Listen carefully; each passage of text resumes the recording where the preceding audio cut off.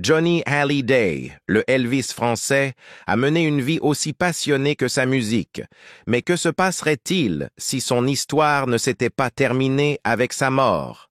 Sa tragique seconde mort, impliquant un incendie de maison, a récemment stupéfié ses fans. Et bien que sa musique ait uni des millions de personnes, sa famille est déchirée par une bataille amère pour sa fortune colossale. Ces événements choquants pourraient-ils réécrire l'héritage du plus grand rocker de France?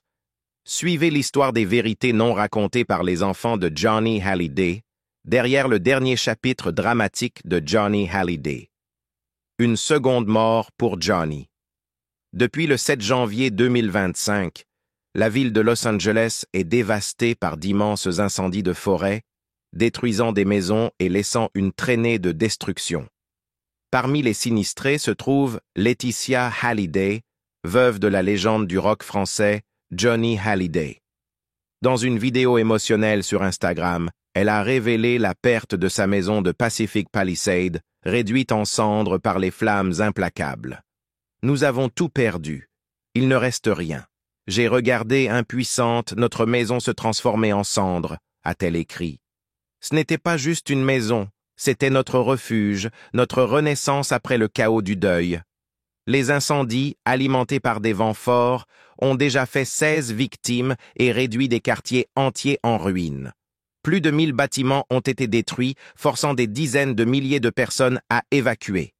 La fumée toxique a poussé les autorités locales à déclarer une urgence sanitaire, tandis que les pompiers luttent pour maîtriser les incendies qui se propagent. Laetitia, qui avait emménagé dans cette maison de Pacific Palisades en mai 2021 avec ses filles Jade et Joy, a partagé la profonde connexion qu'elle ressentait avec ce lieu. Cette maison était là où nous avons réparé nos blessures, appris à vivre avec l'absence, et reconstruit nos vies éclairées par l'amour, malgré l'ombre du deuil, a-t-elle expliqué. Elle contenait nos rêves, nos secrets et nos promesses pour l'avenir. Malgré la destruction, Laetitia a trouvé du réconfort dans le soutien des autres. Dans cet abîme, une chose est restée intacte, l'immense amour que je reçois chaque jour. Vos messages, prières et gestes me touchent profondément. Vous êtes ma force, mon espoir, ma raison de croire en demain. Merci du fond du cœur, a-t-elle écrit. La maison, décrite par les journalistes comme une magnifique villa de 3 étages avec un jardin et une petite piscine, avait une valeur sentimentale profonde. Bien que Johnny Hallyday n'y ait jamais vécu, Laetitia avait rempli l'espace de souvenirs de lui, incluant des chapeaux de cow-boy, une coiffe amérindienne et un casque de moto. Les murs étaient décorés de photos de famille et de portraits en noir et blanc d'icônes américaines comme Elvis Presley, Marilyn Monroe et James Dean. La villa de Pacific Palisades représentait une étape importante dans le processus de deuil de Laetitia. Elle avait un jour partagé « Déménager a été douloureux mais essentiel dans notre deuil. Nous sommes restés dans ce quartier à cause de nos habitudes, de l'école de Jade et de son ambiance de village rappelant le sud de la France. » Le lieu symbolisait également leur connexion à l'océan, offrant confort et continuité. Malgré la dévastation, certains des objets de Johnny ont été épargnés. Des articles transportés pour l'exposition Johnny Hallyday, y compris sa célèbre voiture de sport AC Cobra bleue, ont été soigneusement stockés en France. Cependant, la maison elle-même, ainsi que d'innombrables autres possessions, ont été réduites en cendres. Le père de Laetitia, André Boudou, a partagé la profondeur du désespoir de sa fille. « Je ne l'ai que rarement entendu crier de douleur ainsi, » a-t-il dit, réfléchissant à l'ampleur émotionnelle du désastre. Pour Laetitia, la perte de sa maison ressemblait à une seconde mort pour Johnny. Les incendies ont causé une immense douleur, touchant des habitants de tous horizons. Pacific Palisades, connu sous le nom de Billionaires Row, n'a pas été épargné. Des célébrités comme Paris Hilton et Billy Crystal ont également perdu leur maison. Face à une telle dévastation, la richesse et la célébrité n'ont pas protégé des furies de la nature. Les images de la catastrophe dressent un tableau terrifiant. des colonnes de fumée gigantesques assombrissant le ciel, des flammes engloutissant la végétation et les maisons, et des habitants fuyant en pyjama avec ce qu'ils pouvaient emporter. Les pompiers, accablés par l'ampleur de la crise, ont travaillé sans relâche pour sauver des vies et récupérer ce qu'ils pouvaient. Le deuil de Laetitia a été partagé par des voisins et des amis qui ont vécu des pertes similaires. Dans son poignant post Instagram, elle a exprimé sa solidarité avec les autres victimes. « Je pense à mes voisins, mes amis, ceux qui ont tout perdu. La douleur est infinie. » Johnny Hallyday, qui a passé les 10 dernières années de sa vie à Los Angeles, entretenait une connexion profonde avec la ville. Bien que la villa de Pacific Palisades n'ait pas été leur maison commune, elle symbolisait la continuation de son héritage à travers les souvenirs et objets que Laetitia y avait apportés. Comme elle l'a raconté, cette maison a été le témoin de nos vies après lui, le gardien de nos ancres et de notre avenir. Les journalistes qui ont visité la villa ont décrit une atmosphère chaleureuse et personnelle. Elle était moins grandiose et opulente que leur précédent manoir, mais pleine de caractère, a noté un reportage. Dans le salon, le garage et le bureau, Laetitia a recréé des éléments de leur vie commune, alliant nostalgie et renouveau. La dévastation a laissé Laetitia le cœur brisé, mais elle reste déterminée à reconstruire. Nous sommes dévastés, mais ensemble, nous essaierons de renaître un jour, a-t-elle juré. Sa résilience reflète la force qu'elle a montrée depuis la mort de Johnny en 2017, affrontant les défis de la vie sans lui, tout en préservant sa mémoire pour leur fille. Alors que les incendies continuent de faire rage, l'histoire de Laetitia met en lumière le coût humain des catastrophes naturelles, transcendant la perte matérielle pour toucher des thèmes d'amour, de mémoire et de résilience. Ces mots résonnent profondément. La maison est partie, mais l'amour et les souvenirs qu'elle contenait ne pourront jamais être emportés. La bataille amère pour l'héritage de Johnny Hallyday. À la suite du décès de la légende du rock Johnny Hallyday en décembre 2017, une querelle amère sur son héritage a éclaté au sein de sa famille, notamment entre sa femme Laetitia et ses enfants issus de mariages précédents. Le différend a débuté seulement 2 mois après le décès de Hallyday, lorsque ses enfants aînés, David Hallyday et Laura Smith, ont déposé des réclamations légales contestant le testament de leur père. L'héritage, initialement estimé à environ 100 millions d'euros, était principalement constitué de biens immobiliers. Selon Le Monde.fr, Johnny possédait plusieurs propriétés, dont une maison à Marnès-la-Coquette, évaluée à environ 15 millions d'euros, une autre à Saint-Barthélemy d'une valeur de 10 millions d'euros, et une troisième à Pacific Palisades, également évaluée à 10 millions d'euros. De plus, la famille possédait environ 20 voitures de luxe, de nombreuses motos, ainsi que des bijoux, des disques et des contrats qui pouvaient être mis aux enchères pour des millions d'euros. Le gigantesque patrimoine est devenu le centre d'une violente bataille judiciaire.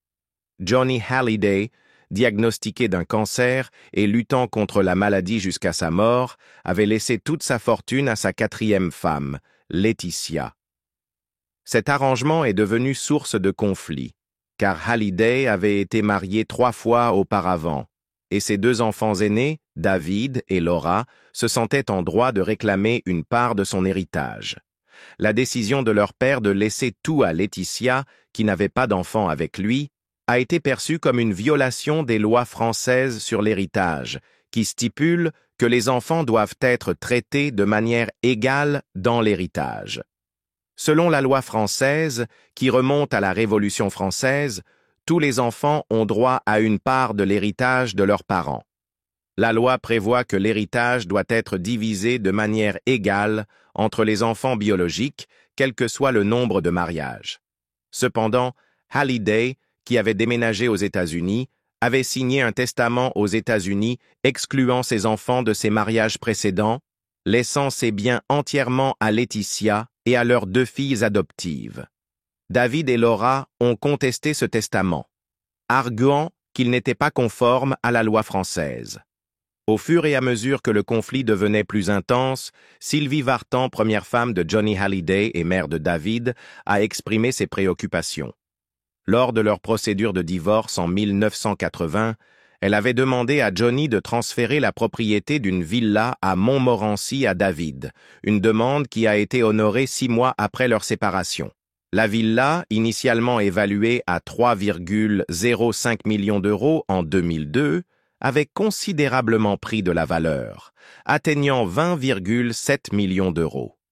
Vartan insistait sur le fait que cette propriété ne faisait pas partie de l'héritage de Johnny et ne devait pas être incluse dans la bataille successorale.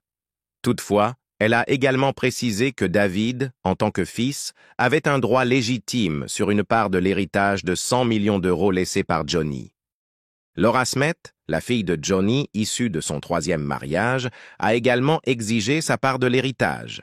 Elle a fait valoir qu'en dépit du fait que Laetitia soit sa femme, elle aussi avait droit à hériter de la fortune de son père, d'autant plus qu'elle portait le nom de Hallyday et faisait partie de sa vie.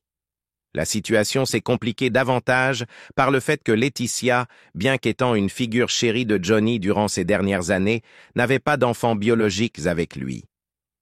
Cette situation a poussé David et Laura à unir leurs forces dans leur lutte légale pour l'héritage.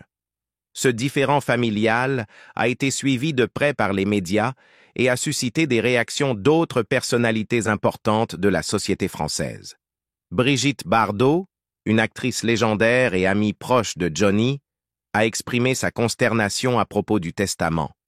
S'exprimant sur la station de radio française Europe 1, elle a critiqué Laetitia pour avoir exclu les enfants de Johnny de l'héritage.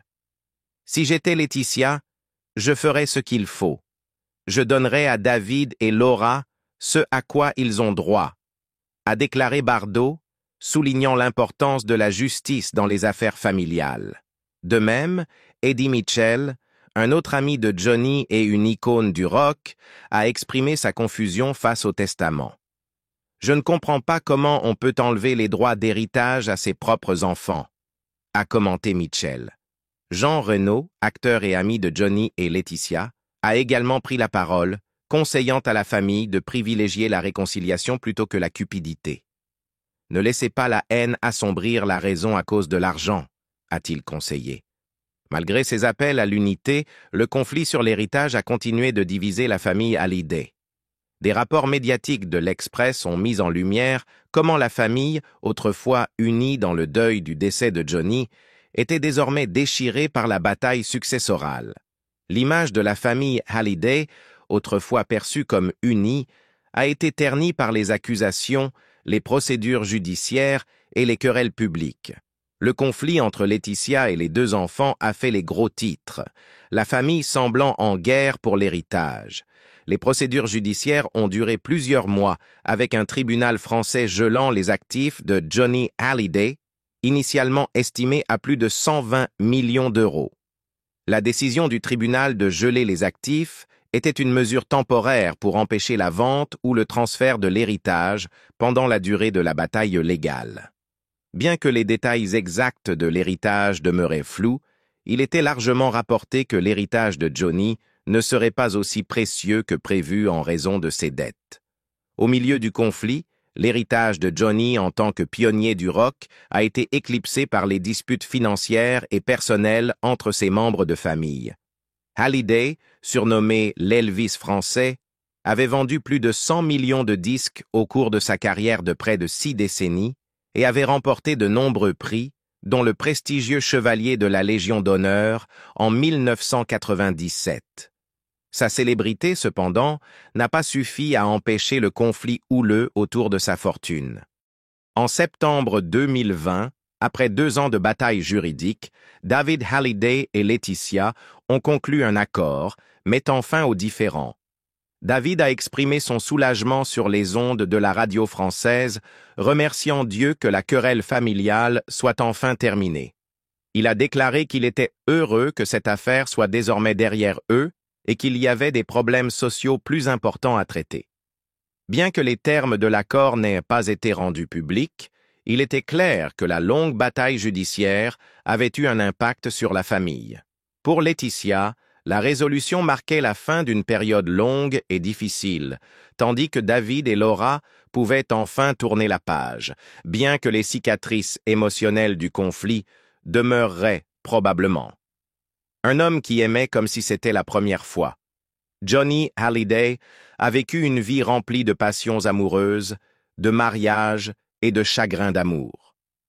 Sa vie amoureuse complexe et tumultueuse est presque aussi légendaire que sa carrière musicale. Il a un jour déclaré célèbrement « Les femmes m'aiment parce que, quand elles viennent à moi, je les traite comme mon premier amour. » Ce sentiment résonnait profondément auprès des femmes qui sont entrées dans sa vie, dont beaucoup étaient magnifiques et aucune ne lui en garda rancune. Même après sa mort, Johnny est resté aimé de celles qui avaient fait partie de son histoire romantique. La vie amoureuse de Johnny était aussi débridée que sa personnalité de rocker, avec 5 mariages, certains plus longs que d'autres, et de nombreuses relations très médiatisées. Son premier mariage avec la chanteuse française Sylvie Vartan fut le plus célèbre et le plus célébré. Ils se sont rencontrés en 1962, lorsque Vartan, une nouvelle venue sur la scène musicale française, attira l'attention de Johnny avec sa présence captivante sur scène. En 1963, elle était la chanteuse la plus populaire en France, et leur romance a fleuri. Ils se sont mariés en 1965, devenant le couple d'or de la musique française pendant les années 1960 et 1970. Leur amour était si intense qu'il a même déclenché une hystérie chez leurs fans, avec des foules de jeunes fans qui les acclamèrent lors d'un concert. Ils ont eu un fils, David, né en 1966, et leur mariage a duré 15 ans, mais ils se sont séparés en 1980 en raison de différences irréconciliables. Le divorce laissa Johnny cœur brisé au point de songer au suicide, mais il n'a jamais parlé en mal de Sylvie. Comme elle l'a dit plus tard, « Avec lui, j'ai eu des années passionnées, mais Johnny est un homme très sensible, bien plus doux que ce que les gens pensent, et c'est difficile de le garder longtemps. » Malgré leur séparation, Johnny et Sylvie sont restés en bons termes, et Sylvie célébra même son 65e anniversaire chez Johnny en 2009. Après son divorce avec Sylvie Vartan, la vie amoureuse de Johnny Hallyday est devenue une série de rebondissements imprévisibles. 2 ans plus tard, en 1981, il épousa Babette Etienne, un mannequin beaucoup plus jeune que lui. Cependant, ce mariage éphémère prit fin après seulement 65 jours, marquant l'une des nombreuses relations brèves que Johnny aurait. En 1982, Johnny tomba amoureux de l'actrice Nathalie Baye. Leur lien était fort, et ensemble, ils eurent une fille, Laura, née en 1983. Malgré leur apparent bonheur et leurs années solides ensemble, le couple se sépara en 1986. La prochaine relation de Johnny fut avec l'actrice américaine Adeline Blondiot. Les deux se marièrent en 1990, mais leur union fut de courte durée, se terminant en divorce seulement 2 ans plus tard. Cependant, leur relation tumultueuse prit un autre tour lorsqu'ils se remarièrent en 1994 lors d'une cérémonie effervescente à Las Vegas. Mais cette réunion fut de courte durée, car ils divorcèrent à nouveau en 1995. Leur relation se détériora avec le temps, Adeline accusant Johnny de mauvais traitements dans son autobiographie, ternissant ainsi leur connexion autrefois passionnée. La vie romantique de Johnny fut marquée par des drames fréquents, mais ses relations reflétaient également sa recherche de l'amour et de la stabilité dans le chaos de la célébrité. En 1996, Johnny Hallyday croisa la route de Laetitia Boudou, une femme de 30 ans plus jeune que lui. Leur connexion grandit rapidement, et ils se marièrent lors d'une cérémonie officiée par le président français de l'époque, Nicolas Sarkozy. Malgré de nombreux défis, y compris des rumeurs publiques d'infidélité et des difficultés de fertilité, leur mariage se révéla résistant.